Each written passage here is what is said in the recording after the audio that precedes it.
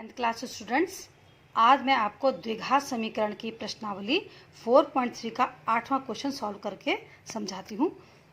Question number 8 इस प्रकार से है। एक रेलगाड़ी एक समान चाल से 360 किलोमीटर की दूरी तय करती है।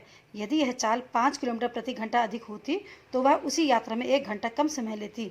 रेलगाड़ी की चाल ज्ञात कीजिए। सबसे पहले हम रेलगाड़ी की चाल को मान लेंगे x किलोमीटर प्रति घंटा। रेलगाड़ी द्वारा जो तय किया गया दूरी है वो कितनी है? 360 किलोमीटर है। इस हिसाब से रेलगाड़ी के द्वारा जो लगाया गया समय है वो कितना होगा? समय बराबर दूरी बटे चाल। तो दूरी 360 है और चाल उसकी x है, तो कितनी होगी? 360 बटे x घंटे हो गई। अब प्रश्न के हिसाब से उसने क्या कहा है देखेंगे आप क्वेश्चन में कि यदि यह चाल 5 किलोमीटर घंटा अधिक होती, यानी पहले चाल उसकी x थी, अब 5 किलोमीटर घंटा अधिक होने पर नई चाल कितनी हो जाएगी रेलगाड़ी की? x + 5 किलोमीटर प्रति घंटा। चूँकि रेलगाड़ी के द्वारा जो तय की गई दूरी है वो उतनी ही है 360 किलोमीटर। इस प्रकार से रेलगाड़ी द्वारा जो लगाया गया समय होगा वो कितना होगा? दूरी बटे चाल, यानी कि 360 बटे x + 5 घंटे। अब हम देखते हैं अकॉर्डिंग टू क्वेश्चन इसमें क्या लिखा है। प्रश्न की शर्त ये है कि यदि रेलगाड़ी की चाल 5 किलोमीटर प्रति घंटा अधिक होती तो वह उसी यात्रा में 1 घंटा कम समय लगाती। इसका अर्थ आप समझेंगे कि x किलोमीटर प्रति घंटा जाने में, चाल से जाने में जो लगाया गया समय है उसमें से आप x + 5 किलोमीटर प्रति घंटे की चाल से जाने में जो लगाया गया समय है उसको आप घटा देंगे और वो बराबर करके 1 लिखेंगे।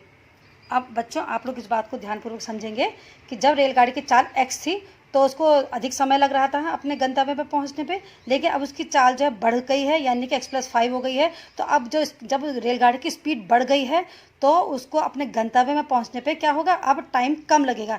तो ये 360 बटे x जो है अधिक समय को दर्शाता है और 360 बटे x + 5 जो है कम समय को दर्शाता है। आप लोग 360 बटे x यानी अधिक वाले समय में से कम वाले समय को माइनस करेंगे, इस बात का आपने ख्याल रखना है। और तब उसके बाद जो है इनका जो डिफरेंस है यानी जो इसका अंतर है वो कितना लिखेंगे? आप 1 घंटा लिखेंगे। अब इस क्वेश्चन को आगे बढ़ाते हैं। x की चाल से जाने में जो समय कितना था? 360 बटे x, ठीक है। और x + 5 की स्पीड से जाने में जो समय लग रहा है वो कितना था? 360 बटे x + 5 = 1। अब हम इसको पहले की तरह ही सॉल्व कर लेते हैं। 360 को हमने कॉमन लेकर के 1/x - 1/x + 5 = 1 इस प्रकार से करते हैं। इसको हम जो है सॉल्व करते हैं, इसका एलसीएम लेकर के आप देखते हैं किस प्रकार से सॉल्व हो गया है। x से x कैंसिल हो गया, उसके बाद जो है ये आ जाता है 360 और 5 की मल्टीप्लाई करेंगे और इसको राइट हैंड साइड में 1 के साथ गुणा में ले आएंगे और इस प्रकार से आपको द्विघात समीकरण प्राप्त हो जाती है x² + 5x - 1800। अब आप देखते हैं कि इसको मैं जो है किस प्रकार से सॉल्व कर रही हूँ। x² + 5x - 1800 = 0 है। इसको सॉल्व करने का वही तरीका मध्य पद को विभाजित करने वाली विधि से कर रही हूँ। 1800 एकम 1800, इसका गुणांक 1 है, तो 1800 को ऐसे आपने तोड़ना है या ऐसे दो टुकड़े करने हैं जिनको घटा करके क्या आए? 5 आ जाए और गुणा करके 1800 ही रहे। तो हमने जिसको एलसीएम लगा करके देखा कितना आता है, ठीक है। देखेंगे बच्चों, अब हमने क्या किया है, इसको सॉल्व करने के लिए हमने इसका एलसीएम ले लिया है x × x + 5। अब इसे सॉल्व करते हैं। x + 5 = x + 5 - x, ठीक है, = 1। अब अगले स्टेप में जाने से पहले आप देखते हैं कि x और ये -x आपस में कैंसिल आउट हो जाएंगे, इनको हम कैंसिल कर देंगे। तो हमारे पास क्या बचेगा देखते हैं। 360 ब्रैकेट में बच गया हमारे 5/x² + 5x = 1। अब इसके बाद अगले स्टेप में हम देखते हैं क्या करते हैं। 360 की 5 से गुणा कर देंगे, ठीक है।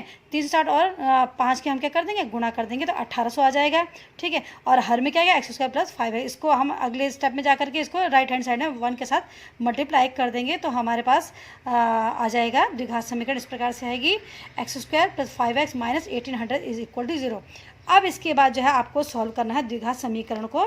मैंने आपको कई सारी विधियां बता दी है। मध्य पद को विभाजन करने वाली विधि बताई है आपको, पूर्ण वर्ग वाली विधि बताई है आपको और द्विघाती सूत्र भी बताया है, जो कि आप इनमें से जो भी विधि आपको उपयुक्त लगती है वो विधि आप जो है लगा सकते हैं। फिलहाल इस क्वेश्चन में मैं जो है आपके लिए मध्य पद को विभाजन करने वाली विधि से सॉल्व करना सिखाती हूँ। देखते हैं आप कैसे करेंगे। x² का जो गुणांक है वो क्या? 1 है, तो 1800 की 1 से गुणा करते हैं, 1800 एकम 1800 हो जाएगा, ठीक है। अब हम 1800 के हम क्या करेंगे? ऐसे दो ऐसे ब्रेक करेंगे, यानी 2 पद ऐसे बनाएंगे कि जिनको घटा करके क्या आ जाए? 5 आ जाए। तो ऐसी 2 संख्याएं चुनेंगे जिनको, क्योंकि 1800 में माइनस का साइन लगा है तो घटा करके क्या आ जाए? 5 आ जाए, लेकिन उन दोनों संख्याओं के गुणा करके 1800 ही रहे।